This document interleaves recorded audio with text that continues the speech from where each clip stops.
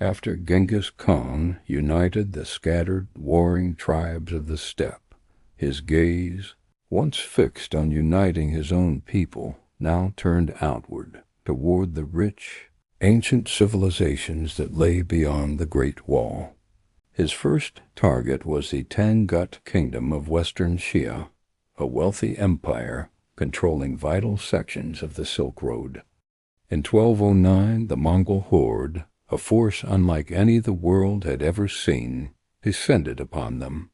The Tanguts, confident behind their massive fortified cities, soon learned that walls meant little to the Khan. The Mongols were masters of open-field warfare, but sieges were a new challenge. Yet Genghis was a ruthless innovator. He learned, adapted, and perfected. When his army reached the capital of Western Xia, Yinchuan, they faced a formidable obstacle. The city was protected not just by high walls, but by a network of canals fed by the Yellow River. In a stroke of terrifying genius, Genghis ordered his men to divert the entire river. An enormous dam was built, and the rising waters were redirected to drown the city. The plan almost worked, but the makeshift dam broke, flooding the Mongol camp instead. It was a setback, but the psychological impact was immense. The Tangut Emperor, terrified by this display of apocalyptic engineering, surrendered. He bent the knee, agreeing to pay tribute and supply troops for the Khan's future campaigns. The first domino had fallen. Genghis had not only won a kingdom. He had acquired new technologies, new engineers, and a crucial lesson in the art of the siege. With Western Xia now a vassal state, Genghis Khan turned his eyes to the true titan of the region, the Jurchen-led Jin Dynasty. This was not a mere kingdom. It was a colossal empire ruling over northern China, with a massive army and cities that were marvels of defensive architecture. The Jin had once humiliated the Mongols, and for Genghis this was not just a war of conquest. It was a war of vengeance. In 1211, the invasion began. The Great Wall of China, a symbol of static defense, proved useless against the fluid, lightning-fast cavalry of the Mongols. They didn't assault it. They simply went around it. The early battles were a clash of titans. The Jin army, vast and heavily armored, met the Mongol horde in the open field, but the Mongols fought differently.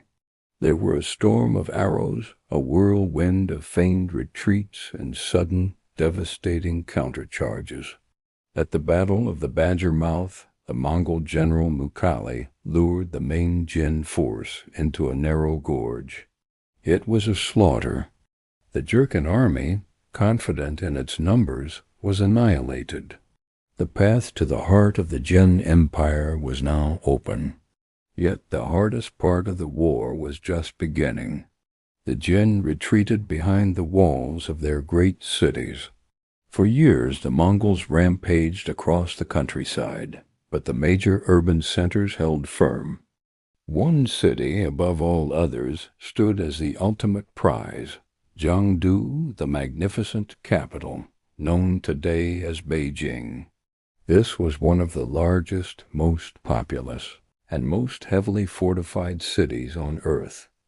Its walls were 40 feet high and 10 miles around, protected by 900 towers. Genghis Khan knew a direct assault would be suicide, so he laid siege. He choked the city, cutting off all supplies. Starvation and disease began to ravage the population within, but the defenders were tenacious. This is where Genghis Khan's genius for adaptation truly shone. He had learned from the Chinese themselves. From captured engineers he mastered the art of siege warfare. He built trebuchets, massive catapults capable of hurling enormous boulders, and even diseased corpses over the walls to spread plague. He constructed towering siege towers and immense battering rams. He employed Chinese defectors who knew the secrets of gunpowder, creating explosive devices to shatter the city's gates. The siege of Zhongdu in 1215 was an apocalypse. The city became a living hell. Reports from the time speak of cannibalism becoming commonplace as the food ran out. The defenders, weakened by hunger and disease, could no longer man the walls effectively. The relentless Mongol bombardment, a terrifying fusion of steppe brutality and Chinese ingenuity, finally broke their spirit. When the city's defenses crumbled, the Mongol army poured in. What followed was a month of unrestrained horror. The city was sacked, looted, and burned. The smoke was said to have been visible for miles, a funeral pyre for an empire. The governor of the city, rather than face capture, took his own life. The fall of Zhongdu was a devastating blow from which the Jin Dynasty would never recover. The conquest of the Jin would drag on for another 2 decades, long after Genghis Khan's own death, but the fall of its capital was the fatal wound. It was the longest, most difficult war of his life, a brutal education in the art of breaking empires. He had arrived as a nomadic warlord and emerged as the master of the most sophisticated siege techniques on the planet. He had taken the weapons of his enemies and turned them against them with terrifying efficiency. From the diverted rivers of Western Xia to the gunpowder-fueled destruction of Zhongdu, Genghis Khan proved he was more than just a brilliant cavalry commander. He was an engine of change, a force of nature who absorbed, adapted, and conquered, forever reshaping the face of warfare and the course of history. The boy who clutched a blood clot had begun to bleed the world. Thank you for watching. If you found this journey into the past as captivating as we did, be sure to like, share, and subscribe, and hit the notification bell so you don't miss our next deep dive into history's most epic stories. See you next time. Stay tuned for part 4.